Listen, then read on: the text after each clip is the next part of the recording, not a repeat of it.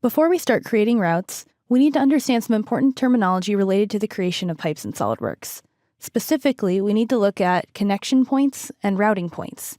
These points help orient us and position our pipes correctly. Let's zoom in on one specific pipe part so we can get a little bit of a closer look at where these points appear on the pipe. So, routing points determine the location of where your pipe will be dropped. When you drag a pipe, you are dragging the routing point. It is usually fairly centrally located on the pipe. On this 90-degree turn, we would have it either at this point or at this point here on either end. Connection points are also located at either end of a pipe segment. Connection points tell the program where the pipe comes in, the direction, and how far it comes in.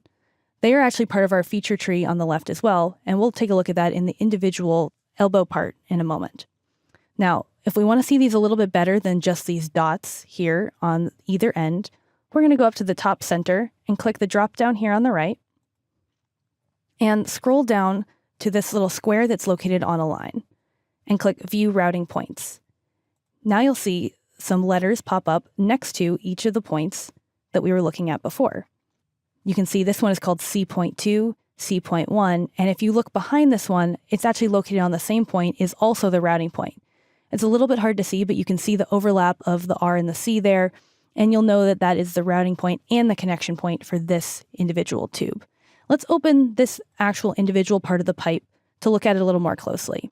You can click this pipe and select Open Part here, or you can right-click it to get to the same menu, right-click, and go up to Open Part. Now that we have the individual file open, you can see that on the left, you have the connection point 2, and routing point 1, all located over here on the design tree. After you highlight each one, you can see appearing in orange on the screen, so you can better identify which point is located where. At least one end of this pipe has to be connected via a connection point in order to be considered part of a route. These are crucial to making sure that your route is continuous as you create the pipes. The library parts already have these individual points inserted. However, if you're creating a custom part, you're going to actually have to add these in as you design it. And we'll get into that a little bit more later as we go through. So let's X out of this and go back to our assembly. Now that we can locate important parts and points in our feature trees, we're ready to look at the parts that make up the routing in SolidWorks.